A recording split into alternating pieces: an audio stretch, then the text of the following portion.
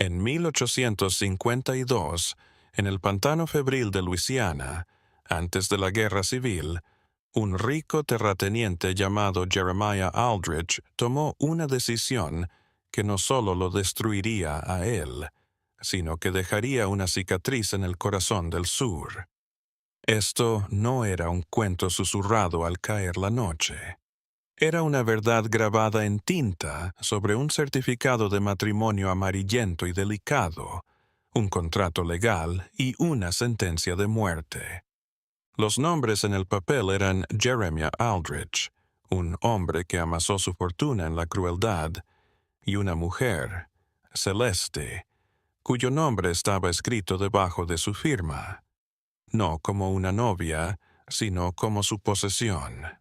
La ceremonia fue una farsa grotesca, una apuesta para redimir a un hombre de sus pecados. Pero lo que vino después, el ajuste de cuentas, fue una venganza tan lenta, tan elaborada, que parecía que algún tipo de justicia secreta, invisible, actuaba en el mundo cuando la justicia humana fracasaba. Lo que siguió no fue un matrimonio, sino un fantasma. Una serie de 13 muertes inexplicables, una conspiración de silencio entre las familias más influyentes de Luisiana, y una verdad tan inquietante que los relatos oficiales prefirieron olvidarla. Porque nunca se trató de una boda, se trató de una venganza que había estado gestándose durante más de una década en el lodo manchado de sangre del delta del Mississippi, esperando entre las sombras para cobrar su precio. Para entender la oscuridad que engulló la plantación Willowbrook, debemos retroceder en el tiempo hasta 1839. Nueva Orleans era un crisol de extremos grotescos, de aristócratas criollos y de miseria humana inimaginable, de riquezas amasadas con el azúcar, el algodón y la compraventa de seres humanos. En este hervidero llegó Jeremiah Aldrich, sin linaje, sin fortuna, pero con una ambición tan intensa que casi se podía tocar. Hijo de un granjero fallido de Kentucky, un hombre que reconoció la hipocresía refinada de la clase terrateniente por lo que era, una fachada. Pretendían que su fortuna brotara de la tierra, pero Aldrich sabía que se cosechaba en espaldas humanas. No temía ensuciarse las manos, meterse en las áreas del negocio que las familias de rancio abolengo consideraban de mal gusto. La trata de esclavos, aunque lícita, era un secreto inmundo. Las verdaderas fortunas, las que creaban imperios de la noche a la mañana, estaban en el mercado negro.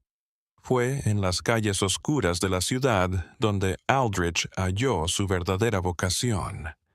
No solo quería ser rico, quería ser intocable, erigir una fortaleza de riqueza y poder tan alta que nadie pudiera volver a mirarlo con desprecio. Y en esta ciudad pecaminosa conoció a dos hombres tan desesperados y amorales como él, Marcus Devo y Samuel Rochelle. Juntos crearían un imperio tan rentable como pecaminoso. Marcus Devo era el último hijo de una casa moribunda. La hacienda azucarera familiar se hundía en un mar de deudas. Tenía el nombre, pero no la plata, y eso lo volvía peligroso. Samuel Rochelle era un capitán de mar deshonrado, un hombre que lo había perdido todo ante la fiebre amarilla y el mar despiadado. Pero tenía algo mejor que oro. Conocía las vías fluviales ocultas, las rutas clandestinas de esclavos que serpenteaban desde las islas del Caribe hasta los pantanos de Luisiana, más allá del alcance de la ley. En el verano de 1840, estos tres hombres, el advenedizo ambicioso, el aristócrata fallido y el capitán en bancarrota, crearon la Compañía Comercial Delta, un nombre tan soso y estéril como la maldad que escondía.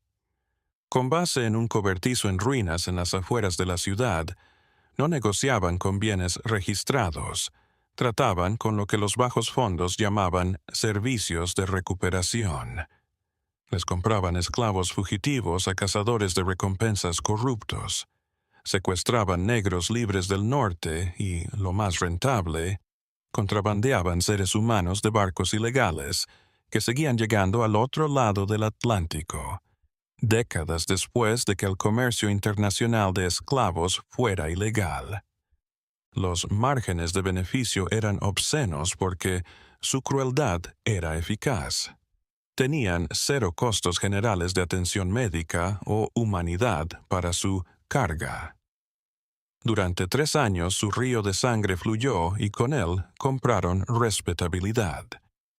Deveau salvó la plantación familiar. Rochelle construyó una flota de barcos fluviales. Y Aldrich compró un reino. Compró Willowbrook, una gran plantación de algodón, con una mansión que proclamaba su entrada en la clase alta que una vez rechazó. Finalmente era uno de ellos.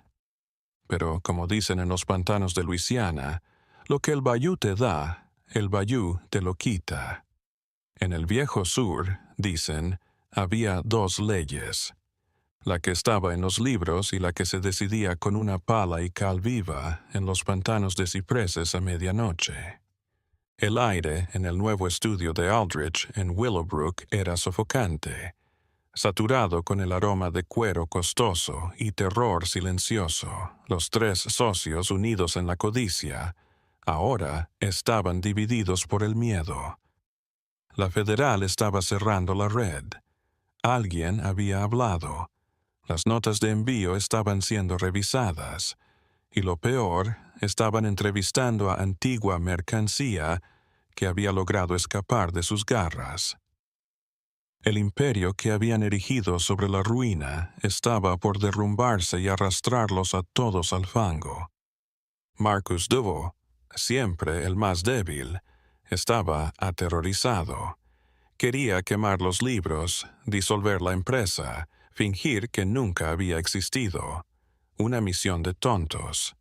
Samuel Rochelle, siempre práctico, defendió una retirada más gradual.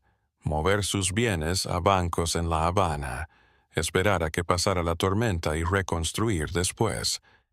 Pero Jeremiah Aldrich tenía otra cosa en mente en el gélido pozo de su mente. Una solución que consideraba a sus compañeros no como aliados en la crisis, sino como cargas, como cabos sueltos. No iba a publicar su caída. Había decidido con aterradora lucidez que él sería el único superviviente. No solo disolvería la sociedad, la aniquilaría. Eliminaría a los únicos 2 hombres que podían vincularlo con sus delitos y, al hacerlo, absorbería sus participaciones en la riqueza, consolidaría su poder y enterraría sus secretos para siempre. Necesitaba un plan, un acto de violencia simple y limpio que lo dejara no como un sospechoso, sino como una víctima, un héroe trágico que apenas había sobrevivido a una disputa de negocios mortal. El lugar estaba listo para un enfrentamiento final en el mismo almacén donde había iniciado su sangrienta empresa.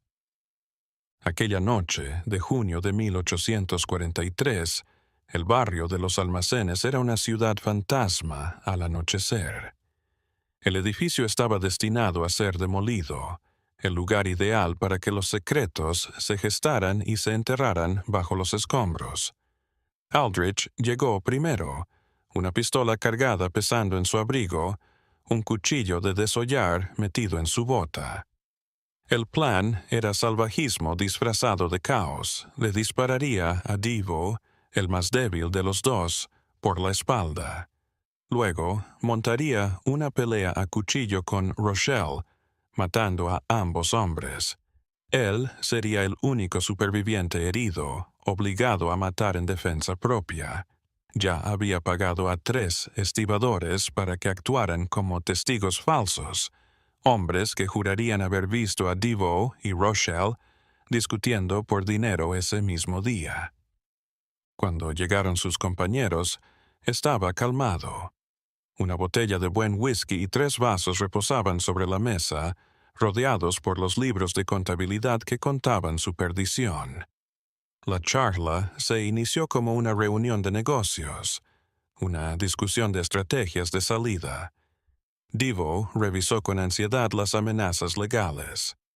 Rochelle ideó la forma de llevar su dinero a Cuba, pero Aldrich, con la patience of a spider, gradually steered the talk toward his hidden assets, the precise locations of his cash reserves, the numbers of his clandestine accounts. Fue Rochelle, el viejo lobo de mar, cuyos instintos clamaron que algo andaba mal. Reconoció las señales, la manera en que los ojos de Aldrich nunca se encontraban con los suyos, la manera en que su mano volvía a su abrigo, una tensa línea depredadora en su voz. Cuando Rochelle dijo que lo aplazaran, que volvieran a reunirse con abogados, Aldrich sabía que era su oportunidad. El tiempo de la decepción había terminado.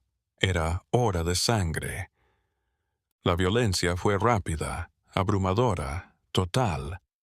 Aldrich desenfundó su arma y disparó a bocajarro en el pecho de Marcus Devo. El disparo resonó en el almacén vacío, un trueno de resolución. Devo se tambaleó hacia atrás, sus ojos llenos de una traición incomprensible mientras una flor carmesí florecía en su camisa blanca. Estaba muerto antes de darme cuenta de lo que estaba pasando. Pero Samuel Rochelle no era Marcus Devo. El viejo capitán, endurecido por décadas de tormentas y peleas de bar en puertos salvajes, reaccionó instintivamente. Tiró la mesa de roble, mandando libros de contabilidad y botellas de whisky al suelo. Con el cuello roto de una botella en la mano, se lanzó sobre Aldrich, rasgando su mejilla en una herida cruda que dejaría una cicatriz para siempre. Lo que había planeado como una ejecución rápida y limpia, se transformó en una lucha desesperada por la vida. Durante 10 minutos lucharon en la oscuridad, no la pelea limpia y coreografiada que él había imaginado. Fue una danza de la muerte, un torbellino de cajas rotas, papeles esparcidos y el olor metálico y resbaladizo de la sangre. Se pelearon por el cuchillo de desollar que Aldrich había sacado de su bota, dejando manchas de manos rojas por todas partes. Al final no fue la habilidad lo que ganó la pelea, fue la edad. Rochelle, de 53 años, peleó como un león enjaulado, pero no pudo rivalizar con la fuerza bruta del hombre más joven.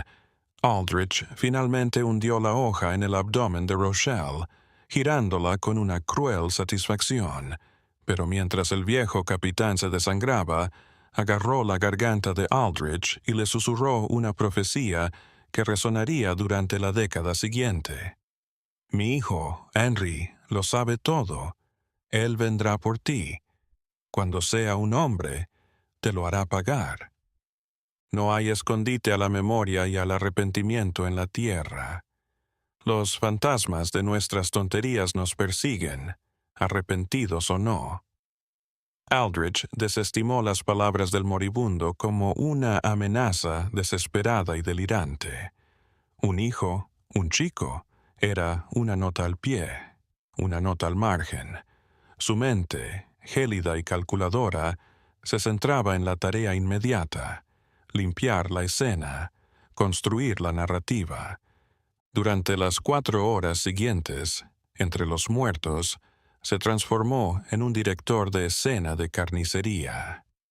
Empujó el cuerpo de Devo con el pie, dejando una pistola cerca de su mano extendida para dar la impresión de que había estado buscando un arma. Colocó el cuchillo de desollar ensangrentado en su propia mano, infligiendo heridas defensivas en sus brazos para simular una pelea entre las 2 víctimas, no con él. Arrojó billetes al suelo. La razón. Incluso trajo una palanca para romper la caja fuerte de la oficina para hacer que pareciera un robo fallido. Finalmente, se hizo más cortes en sus propios brazos, superficiales pero teatrales, para completar la imagen del superviviente inocente. Sus testigos a sueldo hicieron un trabajo excelente. La policía, sobrecargada y deseosa de resolver un caso relacionado con criminales, se tragó su historia entera. El informe oficial fue una invención, dictaminando que Dee, Vo y Rochelle se habían matado entre sí en una pelea por dinero sucio, y el buen señor Aldrich apenas escapó con vida. Una semana después el almacén fue demolido, sus secretos reducidos a polvo y escombros. Jeremiah Aldrich, el único socio sobreviviente, ahora era un hombre libre. No era solo un asesino, era un heredero. Iba a ser intocable, rico. Pero había cometido un error fatal y arrogante. Había olvidado que la venganza, como un ciprés, puede echar raíces muy profundas y muy pacientes. En su carrera frenética por acumular riqueza y poder, Aldrich había ignorado las amenazas más peligrosas de todas, los fantasmas que había creado. Se fijó en los muertos y se olvidó de los vivos que los querían. No sabía que el hermano menor de Marcus DeVoe, Philippe, había sido el confidente y contador secreto de su hermano. Philippe no solo estaba de luto, era un archivo viviente de los delitos de la compañía comercial Delta. Tenía libros de contabilidad en clave, manifiestos de envío ilegales y, lo peor de todo, una lista de funcionarios corruptos que habían aceptado sus sobornos. Mientras Aldrich falsificaba documentos para robar la fortuna de su socio, Philippe se encontraba en la hacienda familiar, no arrepintiéndose sino reflexionando. La historia oficial apestaba a mentiras. Su hermano Marcus, con todos sus fallos, era un cobarde, no un asesino. Y sabía que Samuel Rochelle era un negociador, no un asesino. Pero la mayor inconsistencia fue la línea de tiempo de Aldrich. Habló de cuentas bancarias que Philip sabía que habían sido transferidas semanas antes de los asesinatos. Fue un error, una mancha en la fachada, pero para una mente como la de Philip fue suficiente. Inició su propia investigación encubierta, aprovechando la red de su hermano, sobornando a las mismas personas que éste había sobornado, desenterrando las capas de engaño. Buscaba la verdad, no justicia en un tribunal, sino la fría venganza en sus propias manos. La casa estaba en marcha. Mientras tanto, otro fantasma se movía. El hijo de Samuel, Henry Rochelle, ya no era el chico de 17 años que Aldrich había rechazado. Ahora, a los 24, era un hombre templado en el fuego del asesinato de su padre.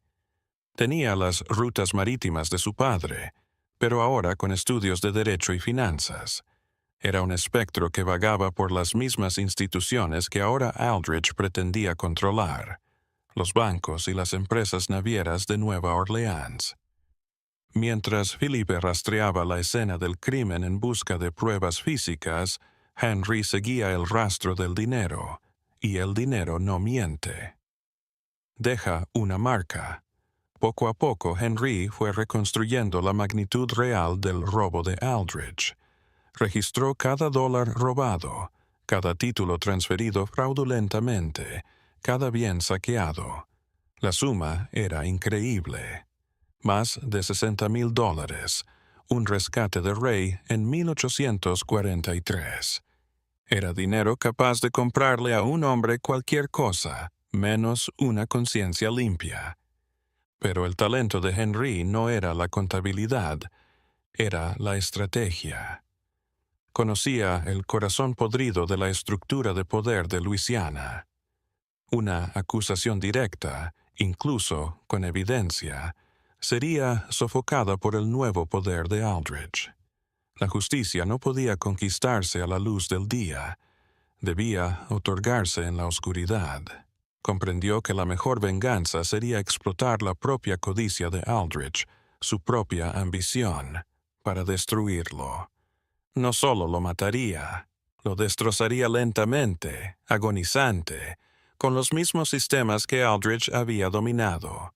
Haría de la fortaleza de riqueza de Aldrich su tumba y se lo haría ver. El primer encuentro entre Philippe Deveau y Henry Rochelle se produjo en otoño de 1844, en un reservado iluminado con velas de un restaurante del barrio francés. Dos almas heridas por una marca sagrada. Philippe presentó su evidencia, las contradicciones en el informe policial, el testimonio de los estibadores pagados, la evidencia de que la escena del crimen era una puesta en escena. Henry, a su vez, abrió sus archivos financieros. Los extractos bancarios, las escrituras, el rastro inconfundible del robo de Aldrich. Dos venganzas separadas unidas en una sola conspiración monstruosa. Fue una combinación perfecta de habilidades. Philippe, el infiltrado social, el estudiante de la fragilidad humana. Henry, el arquitecto financiero, el genio de los sistemas y las sombras. Hicieron un juramento esa noche, no de venganza rápida, sino de algo mucho más cruel. No le darían a Aldrich la piedad de una muerte rápida. Le darían 10 años, 10 años para vivir su vida robada, para construir su imperio, para pensar que se había salido con la suya. Lo dejaría subir lo más alto posible solo para que la caída fuera mayor. Su justicia sería un veneno lento, insípido, invisible, que se arrastraría por sus venas, corroyendo todo a su paso, hasta que su vida entera se pudriera desde dentro. El plan estaba en marcha. La primera etapa, infiltración. Debían aproximarse al monstruo sin que éste viera sus colmillos.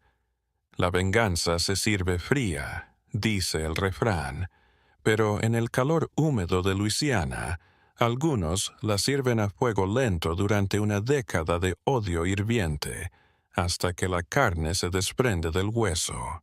Para 1845, la casa se había convertido en algo nuevo y monstruoso. Era una guerra psicológica. Philippe Deveau, aprovechando los contactos sociales que aún le quedaban a su familia, se adentró en el universo de Aldrich. Iba a los mismos clubes de caballeros, a los mismos recaudadores de fondos políticos, a los mismos bailes lujosos. Era el chico apuesto, melancólico, cuya familia había caído en desgracia. Nunca mencionó la muerte de su hermano. Nunca dio un indicio de su verdadera intención. Se convirtió en uno de los conocidos casuales de Aldrich, una cara familiar en la multitud, lo suficientemente cerca para mirar, pero lo suficientemente lejos para no ser una amenaza. Se aprendió de memoria cada gesto de Aldrich, sus costumbres, sus amigos, sus orgullos, sus vicios. Aprendió en qué hombres confiaba Aldrich y a cuáles despreciaba en secreto. Se dio cuenta de lo engreído, descuidado y inseguro que estaba justo debajo de la superficie. Philippe era un espectro en la fiesta, viendo al hombre que había matado a su hermano beber y engordar con riquezas robadas. Y cada sonrisa de Philippe, cada trago de whisky, era una promesa silenciosa del infierno por venir. Estaba cartografiando el alma de su oponente, buscando las grietas, las fallas por donde verterían finalmente el veneno de su venganza, y halló la ideal. Una debilidad tan ordinaria, pero tan devastadora. Jeremiah Aldrich apostaba. Mientras Philippe hacía de sociable amistoso, Henry Rochelle luchaba en secreto desde dentro del sistema. Para 1848 se había hecho un lugar en el primer Banco Nacional de Nueva Orleans, el mismo que tenía hipotecada la plantación Willowbrook.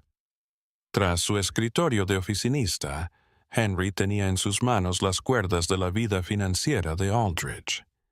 Ya no era solo un catalogador de delitos del pasado, era el arquitecto de la ruina futura.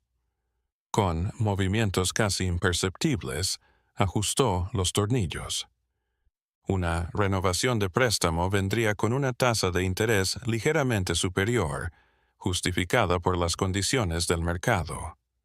Un calendario de pagos se reestructuraría sutilmente, generando una crisis de flujo de efectivo justo antes de la cosecha de algodón. Se aseguró de que cada paso financiero de Aldrich lo arrastrara más lejos en un laberinto de deudas sin salida. La adicción al juego de Aldrich era la clave, y Henry lo consideró no un error, sino una oportunidad. Mientras tanto, Philippe hacía contactos con los mayores jugadores de juego de la ciudad. Con unos sobornos en el lugar adecuado y unas palabras en el oído adecuado, organizó que Aldrich fuera invitado a partidas privadas de póker de apuestas altas, juegos en los que el whisky corría, las apuestas cambiaban vidas y en los que, sin que Aldrich lo supiera, los demás jugadores eran todos parte de la misma paciente conspiración. No estaban allí para enriquecerse, estaban allí para arruinar a Jeremiah Aldrich. Lo hermoso de su venganza era su paciencia rastrera. Era una muerte por 1000 cortes. Un hombre menos imaginativo habría retado a un duelo o contratado a un asesino. Pero Philippe y Henry conocieron una manera más profunda de crueldad. Quería destruir la imagen de Jeremiah Aldrich. Le iban a quitar todo: su fortuna, su posición, su orgullo, todo, reduciéndolo a un caparazón vacío de un hombre, perseguido por un fracaso que no podía entender. Cada derrota era una herida, cada interés cobrado era una puñalada más. Lo estaban desangrando, no de sangre, sino de aquello por lo que había matado: dinero, poder, respeto. Para 1851 las fisuras eran evidentes. Las deudas de Aldrich eran enormes. Tuvo que vender tierras, luego esclavos, solo para pagar sus deudas de juego. Las habladurías se extendieron entre la nobleza hacendada, que Willowbrook estaba fallando, que Aldrich estaba perdiendo el toque, que era un hombre al borde del abismo. La tensión económica empezó a desgastarlo. Se puso paranoico, gruñón, viendo enemigos en cada sombra. No sabía que sus enemigos reales a veces se sentaban frente a él, bebiendo su whisky, gastando su dinero, sus rostros máscaras de rivalidad amistosa. Creyó que estaba en una mala racha. Estaba peleando contra un destino manipulado por dos hombres que ni siquiera recordaba que existían. Pero la bancarrota no fue suficiente. La humillación no fue suficiente. Pero el propósito de Philippe y Henry iba más allá. Querían que Aldrich experimentara el mismo terror e indefensión que sus padres habían experimentado en ese almacén. Querían humillarlo hasta tal punto que la muerte sería una liberación. Tenían que llevarlo más allá de la desesperación, al reino del horror existencial. Fue Henry, el estratega silencioso, quien ideó el golpe final. Entendió el mayor temor del hacendado sureño, el temor a una rebelión de esclavos. No solo el temor físico, sino el terror psicológico de que todo el orden social se viera trastocado. Pero no provocarían una rebelión. Eso era demasiado directo, demasiado sangriento. Su plan era más discreto, más personal. Le aplicarían la esclavitud a sí mismo. Utilizarían la propia mansión de Aldrich como su prisión final. Le harían hacer algo público que destruiría su yo como hombre blanco de poder del sur. Jeremiah Aldrich se casaría con una de sus esclavas. Era peor que la muerte. era la muerte social, la declaración pública de que ya no era un amo, sino un paria. La búsqueda inició con la mujer perfecta, no cualquier mujer, una que sería el giro del cuchillo. ¿Pueden creerlo? Pasar 10 años de su vida sin vivir por sí mismo, solo como una herramienta de venganza de alguien más. La paciencia a sangre fría de eso es casi inhumano. Si aún me acompañan en esta travesía hacia la oscuridad, digan, las raíces de la venganza son profundas. Se llamaba Celeste, y no fue casualidad. Durante meses, a través de una cadena de mensajeros negros libres que iban y venían de la ciudad a las plantaciones, Philippe y Henry habían estudiado a la gente de Willowbrook. Estaban buscando una combinación: inteligencia, resistencia y, sobre todo, un odio profundo y abrasador por Jeremiah Aldrich. Celeste era ideal. A sus 38 años era la cocinera, una figura de confianza, de la familia. Lo veía al amo en su punto más vulnerable, pero era mucho más que un cocinero para el plan. Ella odiaba a Aldrich con un odio frío, limpio, absoluto. Años atrás, en 1847, Aldrich la había adquirido en una bancarrota en Mississippi. La había comprado a ella y solo a ella, arrebatándola de su esposo y sus 3 hijos, que fueron vendidos a diferentes estados, esparcidos por el viento. No era por falta de dinero. Podría haber pagado por toda la familia. Sencillamente, en sus propias palabras, no deseaba bocas innecesarias que alimentar. Cuando ella le suplicó de rodillas que comprara al menos a su hija menor, él se había reído en su rostro. Durante 7 años esa risa había resonado en su alma. Cada plato lujoso que le cocinaba era una rebelión silenciosa. Cada pieza de plata brillante, un eco de la familia que le habían arrebatado. Era una mujer que vivía en la fortaleza de su enemigo, a la espera de un arma. Y 2 hijos vengativos estaban a punto de darle una. Hablar con Celeste era bailar con fuego. El tacto estaba prohibido. En su lugar, los mensajes y el dinero viajaban a través de contactos confiables en los mercados de Nueva Orleans. Primero le pagaron pequeñas sumas por información, datos sobre los hábitos de Aldrich, su salud, su estado de ánimo. Lo que obtuvieron a cambio superó sus sueños más salvajes. Celeste no era una víctima. Llevaba años en guerra silenciosa con él. Sabía que tenía problemas estomacales crónicos, así que discretamente sobresalaba su comida para empeorar las cosas. Accidentalmente destruía sus cosas más queridas.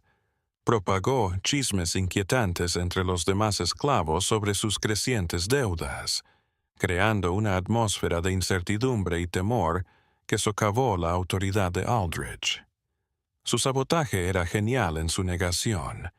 Cada acción era demasiado pequeña para ser notada o atribuida a la casualidad o incompetencia, pero el efecto acumulativo era un ataque psicológico de bajo nivel. Ella ya era una maestra del tormento refinado. Cuando Philippe y Henry finalmente se rebelaron y explicaron su plan, su reacción fue inmediata y aterradoramente calmada. Ella lo haría. Haría cualquier cosa por ayudarlos a matar al hombre que destruyó su mundo. Solo ponía una condición. Al finalizar le darían la libertad y salvoconducto a Canadá, donde podría intentar localizar a lo que quedaba de su familia. Ellos asintieron de inmediato. Habían encontrado su herramienta de justicia, o más bien, ella los había encontrado. Las últimas piezas de la trampa estaban en su lugar. El plan era un desastre en 3 actos, todo obra de Aldrich. Acto 1. La ruina total. Esto lo haría en un torneo de juego de apuestas altas en Nueva Orleans, el cual Aldrich pensó que era su última oportunidad para recuperar su fortuna. Felipe y Henry se aseguraron de que fuera la noche en que perdiera todo. Acto segundo. La decisión imposible. Atrapado, en quiebra y a punto de morir a manos de sus acreedores, todos ellos controlados por Henry, se le daría una sola y grotesca forma de supervivencia: casarse con Celeste pública y legalmente. Acto tercero. La decadencia. El matrimonio era su muerte social, pero también la llave de su muerte física. Pondría a Celeste en el lugar de mayor confianza. Como su esposa, ella lo controlaría en comida, bebida, medicina. Se convertiría en su verdugo de una muerte lenta y dolorosa por envenenamiento, una muerte que sería un reflejo de su decadencia. Era un plan cruel, digno del mal que él había causado. Pero todo dependía. Debían golpear en el punto exacto de su desesperación, cuando su orgullo estuviera destrozado y lo único que le quedara fuera el instinto animal de supervivencia. Ese momento llegó en febrero de 1854, cuando Henry se enteró de que Aldrich estaba vendiendo sus últimas posesiones restantes para una última apuesta desesperada en la ciudad. La trampa estaba lista. Los cazadores estaban al acecho. El tugurio era un almacén reconvertido cerca de los docks, un lugar que olía a humo rancio de cigarro, whisky barato y desesperación. La niebla del Mississippi se aferraba al inmueble como un sudario, distorsionando las luces de gas en orbes infernales nebulosos. Jeremiah Aldrich entró en el tugurio con una cartera de cuero que contenía $8,000. Era todo lo que tenía, era el precio de su tierra, su equipo, su propia alma, transformado en dinero para una última apuesta. Iba a su propia ejecución y lo creyó su salvación. El juego era 5-card stud. Las apuestas estaban calculadas para desangrarlo. Las primeras horas, los demás jugadores, todos pagados por Philippi, le dejaron ganar. Le ofrecieron pequeños triunfos, inflaron su ego, avivaron la esperanza latente en su interior de que su suerte finalmente había cambiado. Le hicieron pensar que tenía el control. La noche se alargó, el whisky fluyó y las apuestas aumentaron. Aldrich, envalentonado por la falsa confianza y el terror ciego, se volvió descuidado. Ya no jugaba para ganar, jugaba para no perder, y había una diferencia mortal entre las dos. A medianoche había perdido más de la mitad de su dinero. Sus manos temblaban, el sudor le humedecía la frente. Los demás jugadores, como tiburones que huelen sangre, lo rodearon. Empujaron el bote más y más alto, arriesgando todo su futuro en una sola carta. La luz del gas parpadeó en el sudor de la frente de Aldrich. Las cartas entre sus manos temblorosas, las caras de los demás jugadores, eran máscaras de piedra helada. Los únicos ruidos eran el roce de las cartas sobre el fieltro y el lejano lamento de la bocina de un barco sobre el río cubierto de niebla. Una marcha fúnebre para un hombre que aún no sabe que está muerto. La última mano se jugó pasadas las 2 de la madrugada. Aldrich revisó sus cartas y sintió una descarga de adrenalina. 2 reyes a la vista, una mano fuerte, la posibilidad de un full house. Esto era todo. Era el momento en que los cielos recompensarían su valentía. Empujó sus $3,000 restantes al centro de la mesa. Todo su universo apilado en fichas y en moneda. Un hombre, un extraño de mirada gélida, igualó su apuesta y subió. Uno a uno, los demás se fueron alejando, hasta que solo quedaron ellos dos. Cuando se revelaron las últimas cartas, El par de reyes de Aldrich parecía una broma cruel. El extraño hizo full reinas sobre sietes. El frasco fue deslizado sobre la mesa con un ruido como de tierra sobre un ataúd. Se terminó. Aldrich se sentó allí, congelado, mirando el lugar vacío en el fieltro donde solía estar su vida. Los demás jugadores se desvanecieron en la noche, dejándolo solo con el extraño que acababa de arruinarlo. Tras un silencio agonizante, el extraño habló, su voz arrastrando un ligero acento francés que hirió la memoria de Aldrich. «Señor Aldrich», dijo con frialdad, «creo que tenemos algunas cosas de las que hablar. Porque, mire, la paciencia de los caballeros que acaban de marcharse se ha agotado, y la suya también».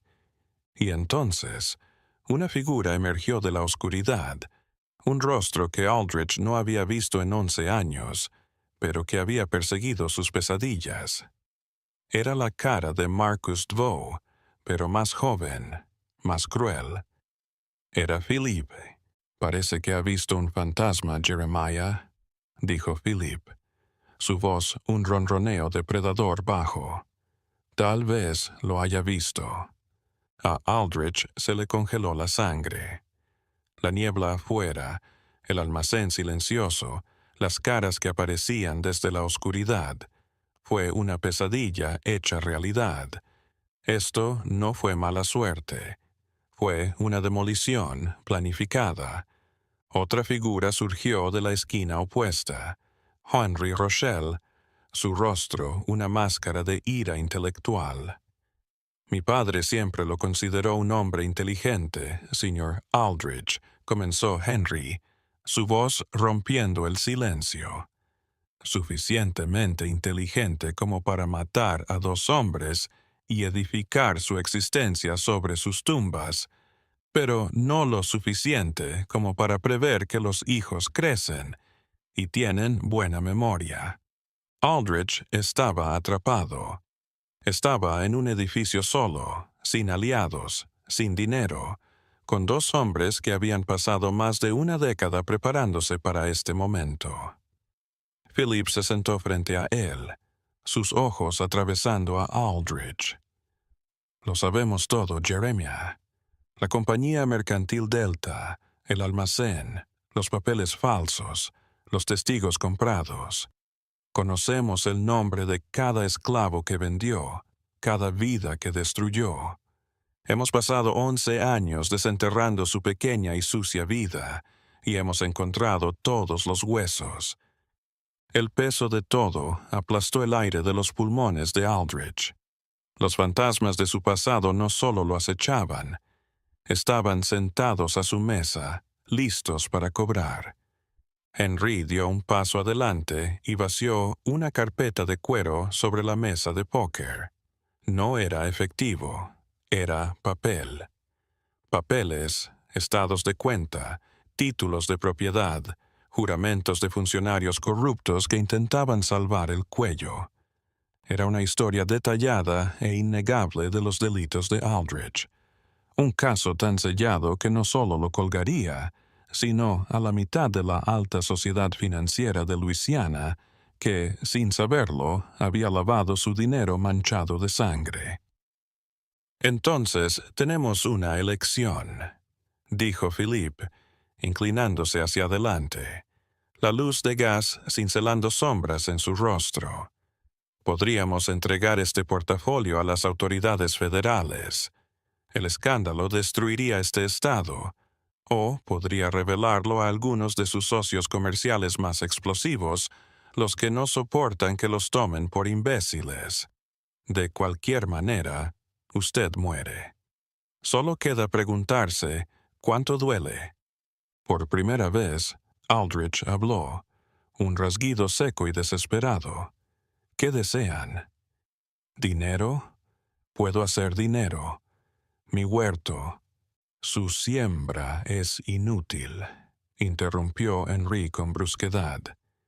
«Y es nuestro. Tenemos la hipoteca, Jeremiah. Le debemos todo. Lo hemos ido adquiriendo por partes a lo largo de años. Usted no posee nada. Usted no es nada. No tiene nada que ofrecer. El objetivo en su voz fue como una sentencia de muerte. Aldrich no solo estaba destrozado, estaba vacío. Su identidad, su fortuna, su propio nombre, ahora todo pertenecía a los herederos de los hombres que había asesinado. Entonces el rostro de Philip se transformó. Un brillo burlón se metió en sus ojos. Pero, arrastró la palabra, hay otra manera. Una que le permite seguir respirando un poco más. Exigirá una humillación, una penitencia pública, si quiere. Henry dejó que una sonrisa cruel tirara de sus labios. Se va a casar, Jeremiah. Aldrich los miró, sin entender. Se va a casar con una de sus esclavas, continuó Henry, saboreando cada palabra. Se pondrá de pie ante Dios y sus semejantes y tomará por esposa a su jefa de cocina, Celeste. Le dará su nombre, su casa, su cama. Morirá como un hombre que se casó con su tierra. La idea era tan monstruosa, tan ajena al código social del sur, que la mente de Aldrich no podía captarlo. No era solo humillación, era aniquilación. Hacerlo sería suicidarse socialmente, convertirse en un monstruo, un paria, un ser aborrecible para el resto de sus días. Sería una muerte en vida. Están locos, susurró. Imposible. Ningún tribunal lo reconocerá, ningún ministro lo oficiará. Está todo solucionado, dijo Philip en voz baja. Un ministro pillado con deudas de juego. El contrato está escrito. La ley de Luisiana, como usted sabe, es muy estricta en cuanto a la inviolabilidad de un contrato firmado. Usted será su legítimo esposo para siempre. La elección quedó revelada. Una muerte rápida y brutal en la oscuridad del almacén, o una ejecución pública y lenta de su alma. En serio, ¿qué harían ustedes? Ante tal elección, el objetivo de la tumba o la eternidad de una pesadilla despierta. ¿Qué preferirían? Su respuesta dice más de ustedes de lo que creen. ¿Cuánto tiempo? Finalmente preguntó Aldrich, su voz apenas un susurro. Si hago esto, ¿cuánto tiempo está vigente este contrato? Felipe y Henry se miraron, un entendimiento silencioso de triunfo compartido. Una década de planificación que se redujo a este momento perfecto de tormento.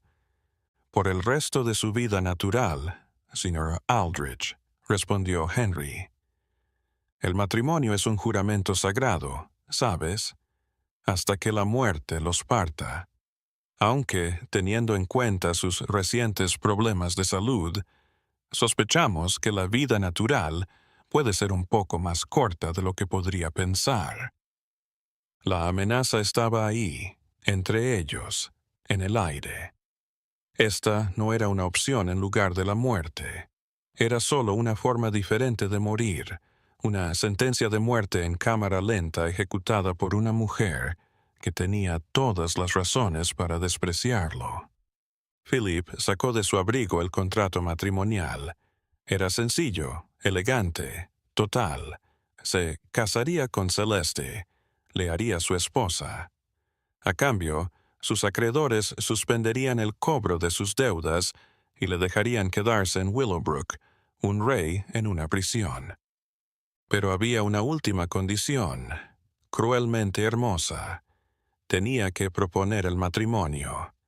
Debía explicar a sus vecinos que se trataba de una profunda conversión religiosa, un acto de caridad cristiana para ennoblecer a una fiel sirvienta. No solo sería objeto de su venganza, sino que tendría que convertirse en su arquitecto y pregonero, persuadiendo al mundo de que su condenación era su salvación. Con la mano temblando tanto que apenas podía sostener la pluma, Jeremiah Aldrich firmó su vida. Trató de aferrarse a la esperanza de que podría ganar tiempo, encontrar una manera de escapar, de huir, pero la mirada en los ojos de sus captores le decía lo contrario. Lo habían planeado todo. 11 años de estar pensando en nada más. «Bienvenido a la familia», dijo Philip, guardando el contrato firmado. «La ceremonia es mañana por la noche en Willowbrook. Invitamos a todos sus vecinos. Intenta parecer feliz». El día de su boda, el 15 de marzo de 1854, amaneció gris y sofocante. Aldrich no había dormido. Recorrió su despacho, el contrato firmado sobre su escritorio como una serpiente enroscada. Cuando llamó a Celeste para darle la noticia del trato, esperaba lágrimas, miedo, rabia. En cambio, ella escuchó su lamentable tartamudeo con una inquietante paciencia. Cuando terminó, ella asintió. «Sí, maestro Aldrich», dijo ella, su voz plana, «me vestiré». Su plácida aceptación lo aterrorizó más que cualquier arrebato podría haberlo hecho. Era la tranquilidad de quien no es una pieza, sino un jugador. Mientras la veía moverse por la cocina, cocinando su última comida como amo y esclava, supo con certeza repugnante que no solo estaba atrapado con Philippe y Henri, sino con ella, y su prisión no tenía muros. Aquella tarde los carruajes empezaron a llegar a Willowbrook. Vecinos, socios, la nobleza local, todos curiosos por las invitaciones que proclamaban la repentina caridad cristiana de Aldrich. Llegaron, pues, en actitud expectante, aguardando una escena de locura, de desesperación por la ruina. Murmuraron entre ellos su curiosidad mezclada con una condescendiente lástima. Lo que encontraron fue una boda completa, extrañamente organizada. Aldrich, en su mejor ropa, actuó con la gravedad de un hombre condenado. Se repitió la ridícula historia de su iluminación, su voz vacía, sus ojos torturados. Era una marioneta y podía sentir los hilos en todos. Entonces llegó Celeste. Iba vestida no con el algodón de esclava, sino con un sencillo y digno vestido. No como una posesión, sino como una reina que va a tomar su trono. Se abrió paso entre la multitud atónita con una calma que silenció sus risitas. El ministro, un tipo nervioso que le debía dinero a alguien, se apresuró entre los votos. Cuando preguntó si alguien conocía alguna razón por la cual estos dos no debieran casarse, se hizo un silencio incómodo en la sala. Fue un grito silencioso. Todos lo sabían, una perversión del orden natural de las cosas. Pero nadie se atrevió a abrir la boca. Los votos de Aldrich fueron un susurro, pero la voz de Celeste era fuerte, firme. Juró amar, honrar y obedecer. Las palabras sonaron menos como un voto y más como una sentencia. Lo peor fue el beso. El ministro, con el sudor en la frente, los proclamó marido y mujer. La sala se quedó sin aliento. Aldrich, su rostro ceniciento, se inclinó hacia adelante como si se dirigiera al patíbulo. Pareció que se iba a desmayar, pero Celeste se mantuvo firme. Ella lo alcanzó a mitad de camino, un roce corto y formal de labios que no era una caricia, sino un sello, un pacto. Fue la venta. En ese solo y terrible instante, Jeremiah Aldrich dejó de ser el dueño de Willowbrook. Ahora era tan solo el esposo de su nueva esposa. Mientras los invitados confundidos salían a toda prisa, murmurando sobre su cordura, Aldrich se quedó solo en el amplio vestíbulo con su nueva esposa. La casa, su casa, de repente extraña, un lugar enemigo. Los retratos de sus antepasados falsos se burlaban de él desde las paredes. Celeste se desplazó por las habitaciones, no con la sumisión de una esclava, sino con la autoridad relajada de una propietaria. Empezó a mover los muebles, a dar órdenes a los demás esclavos de la casa.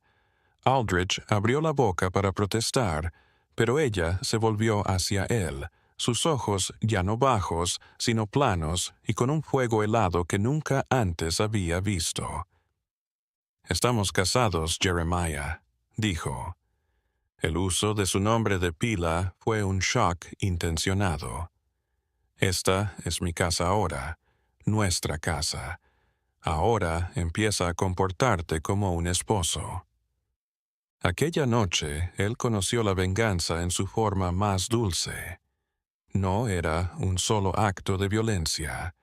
Era una vida de tortura privada e incesante. El primer mes de matrimonio fue una tortura psicológica. Para el mundo, Celeste era la esposa perfecta. Dirigía la casa como un reloj. Era cortés con los pocos vecinos que se atrevían a acercarse.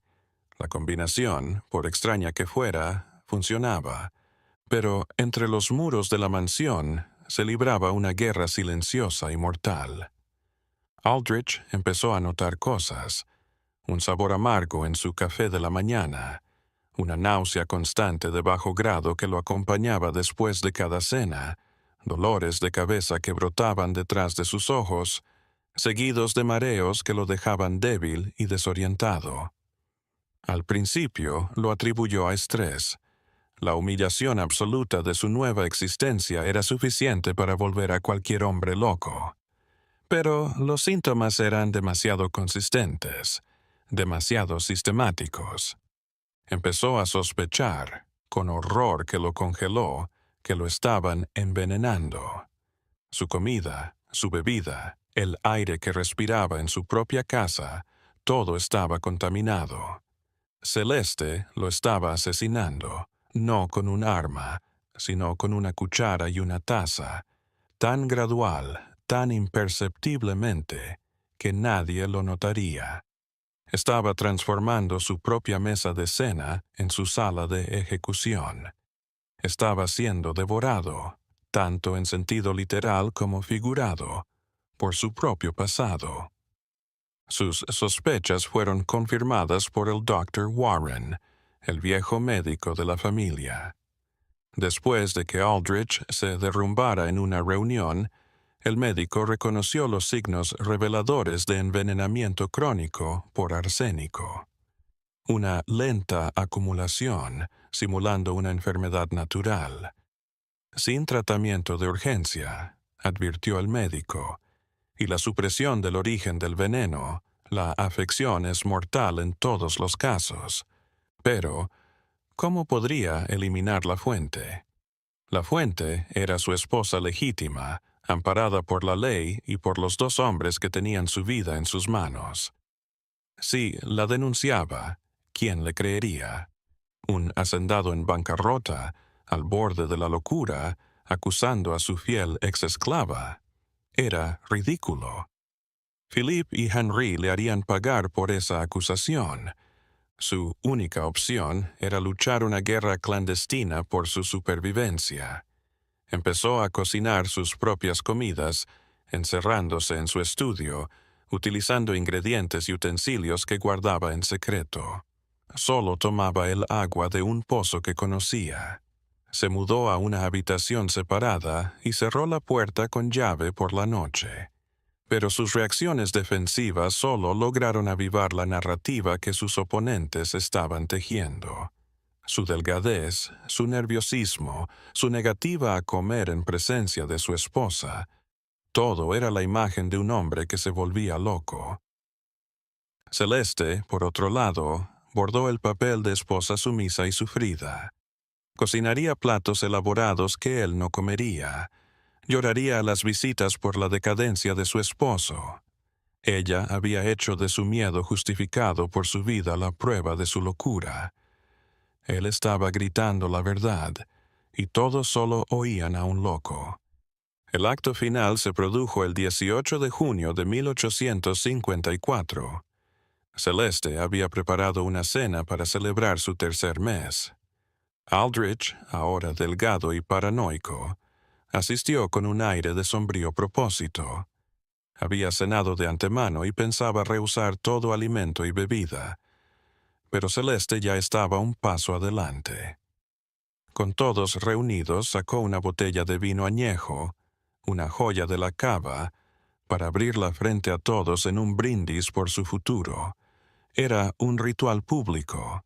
Rehusarse sería admitir su locura de una vez por todas. Mientras llenaba el líquido rojo oscuro, sus ojos se encontraron con los suyos al otro lado de la mesa. Por un instante, la máscara de la esposa devota se desvaneció, y él lo vio. La mirada helada y triunfante de la verduga. Jaque mate. Se tragó el vino. El veneno fue rápido y cruel. A los pocos minutos, un fuego se encendió en su estómago. No podía respirar. Se desplomó de su silla, ahogándose, sujetándose la garganta mientras sus vecinos observaban con horror, sabiendo lo que estaban a punto de presenciar, el golpe final de un hombre destrozado. El doctor Warren se apresuró a su lado, pero fue detenido por Celeste, quien se arrojó sobre el cuerpo de Aldrich en una agonía teatral, sus gritos y sollozos impidiendo cualquier asistencia médica. Pero mientras lo abrazaba, su boca estaba cerca de su oído, y en sus últimos momentos le reveló la verdad, un susurro de veneno puro y sin diluir. Marcus Diva era mi primo, Jeremiah, murmuró ella, su voz solo para sus oídos. Samuel Rochell era mi tío, y he estado con ellos desde el principio. La verdad fue el último y más cruel golpe. Celeste no era una simple herramienta de sus enemigos, era familia. Su odio no era ajeno a su causa, surgió de ella. Cada plato que le había preparado, cada toque, cada palabra, una mentira, una actuación de una década escrita solo para él. No solo había estado cautivo con un arma de venganza, había estado cautivo con su corazón. Mientras su vista se cerraba a negro, lo último que oyó fueron las condolencias apresuradas de sus vecinos a su viuda desconsolada y el latido constante de su corazón contra su pecho. Un corazón que no había bombeado más que odio paciente y calculado por él durante 7 años. Jeremiah Aldrich fue pronunciado muerto a las 9:47 de la noche. La causa oficial de la muerte se declaró como muerte natural, una nota al pie de página en los registros parroquiales. Nadie se dio cuenta. El crimen perfecto no fue la muerte de Duveau y Rochelle. Fue esto, una muerte a plena vista, frente a una docena de testigos, pero invisible. Celeste hizo de viuda desconsolada digna de un Oscar, y un mes después, como única heredera de Aldrich, heredó la plantación Willowbrook y todas sus deudas asfixiantes, deudas que por supuesto tenía con Philippe y Henry. La última venta fue rápida. Ella les entregó la plantación, recibió una gran cantidad de dinero en efectivo y desapareció de Luisiana para siempre, un espectro que se desvaneció en las nieblas del norte para empezar de nuevo. La historia de Jeremiah Aldrich debería haber terminado ahí, una extraña leyenda local de un hacendado enloquecido que se casó con su esclava. Pero para Philippe y Henry, la venganza no se consumó hasta que salaron la tierra de todo su legado. No vendieron Willowbrook, no lo demolieron. Hicieron algo más profundo. La cambiaron. La mansión de Aldrich, erigida con la sangre del tráfico de personas, se transformó en un refugio para sus víctimas. La plantación Willowbrook se convirtió en una estación importante en el ferrocarril subterráneo. Los sótanos secretos que una vez albergaron vinos raros, ahora albergaban familias que huían de la esclavitud. Los campos que una vez cosecharon algodón a espaldas de esclavos, ahora eran estaciones en el camino hacia la libertad. Usaron el mayor premio de su enemigo para destruir la misma institución que le había dado ese premio. Fue la justicia poética, una última victoria silenciosa mucho después de que Aldrich estuviera bajo tierra. No solo le robaron la vida, las posesiones, el nombre, le robaron la historia. Lo eliminaron por completo, al punto de que lo único que quedó de él fue un propulsor de la misma libertad que él siempre le negó a los demás. Fue reducido a nada, su mente en blanco, toda una vida dedicada a su contrario. Nunca se trató solo de la caída de un hombre. Fue una ojeada a una forma secreta de justicia, un sistema legal paralelo que existía en las sombras del viejo sur. Los documentos de la corte, el certificado de matrimonio en los archivos estatales de Luisiana, las transferencias de escrituras, el certificado de defunción que decía causas naturales, todo ello narraba una historia. Pero es la historia equivocada. Es una ficción cuidadosamente construida, diseñada para ocultar una verdad que la sociedad no estaba, y quizás todavía no está, preparada para enfrentar. Pero la historia no siempre la escriben los vencedores. A veces es callada, no escrita por los enfermos y los vengativos. Las 13 muertes iniciales no fueron casuales. En los años que siguieron, los funcionarios corruptos, los testigos perjuros, los tajures que contribuyeron a la ruina de Aldrich, fueron cayendo uno tras otro en accidentes desafortunados o enfermedades repentinas. Philippe Devo y Henry Rochelle no eran vengadores, eran limpiadores, borrando cada rastro de la conspiración, dejando solo el registro oficial limpio, desinfectado y falso.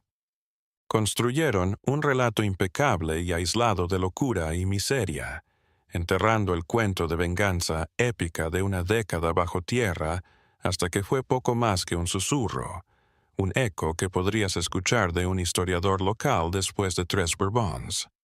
Probaron que la mejor prisión no tiene muros, sino una historia en la que todos creen. El veneno que mató a Jeremiah Aldrich no fue solo arsénico. El veneno fue su propia ambición, su propia crueldad, su propia convicción de que otras personas eran solo instrumentos para ser explotados y descartados. Philippe, Henry y Celeste no fueron la enfermedad, fueron los anticuerpos. Fueron la reacción espontánea e inevitable de un sistema llevado a un punto de injusticia insoportable. Su venganza fue tan compleja, tan paciente, tan más allá de lo humano, que casi se siente legendaria. Plantea que cuando la justicia se desvía demasiado tiempo, no solo se corrigen, sino que retroceden con aterradora violencia cósmica. Esta narrativa nos enfrenta a la posibilidad de que existen ciertos crímenes tan monstruosos que solo una justicia igualmente monstruosa puede hacerles justicia. La ley no pudo tocar a Aldrich, la gente le pagó. Se necesitó una conspiración de dolor y furia, ejecutada con la precisión de un cirujano, para ajustar cuentas. Era una guerra personal con armas públicas, contratos matrimoniales, préstamos bancarios, cenas, medicinas. Fue una venganza magistral que le aplicó las mismas leyes de la civilización para dar la justicia más salvaje. Esta historia de terror de los pantanos de Luisiana nunca se trató realmente de un hacendado y los hijos de los hombres que mató. Es un espejo alzado ante la noche que cuece bajo el entarimado de la civilización. Muestra que nuestra ley y orden no son más que una apariencia, una cubierta superficial sobre un abismo de venganza humana. La historia de Jeremiah Aldrich es un ejemplo del poder del odio paciente. Nos enseña que el mayor enemigo no es el que ladra y muerde, sino el que sonríe, espera 10 años. Es una inmersión en el abismo de la mente humana, revelando que el deseo de venganza, alimentado por la pérdida, puede transformarse en una especie de genio, un espíritu frío y calculador que puede transformar el mundo de su objetivo en una prisión. Esto no fue venganza, fue la deconstrucción de la realidad de un hombre, probando que lo peor no lo hacen los monstruos, sino la gente llevada al extremo, dispuesta a convertirse en monstruos para arreglar el mundo. Pero, ¿se reveló todo o la verdad se esconde en la oscuridad? Tenía el certificado de matrimonio, el certificado de defunción, las escrituras de la tierra, pero los libros de contabilidad cifrados que Felipe había guardado, la confesión completa que Celeste había susurrado a un hombre moribundo, los destinos de los 2 hijos vengadores, esas piezas de la historia se desvanecieron nuevamente en el aire húmedo de Luisiana, convirtiéndose en leyenda. La conversión de Willowbrook en un santuario para los perseguidos es de conocimiento público, pero el motivo es un secreto celosamente custodiado por unas pocas familias ancestrales. ¿Qué creen que le pasó a Celeste después de que desapareció? ¿Y Philippe y Henri alguna vez encontraron la paz o la venganza consume al vengador tanto como a la víctima? Dejen sus comentarios abajo y suscríbanse para más verdades que la historia trató de ocultar, porque a veces los secretos más profundos no están enterrados a 2 metros bajo tierra, sino a plena vista, esperando a alguien que se atreva a leer entre las líneas de una historia que todos los demás prefirieron olvidar.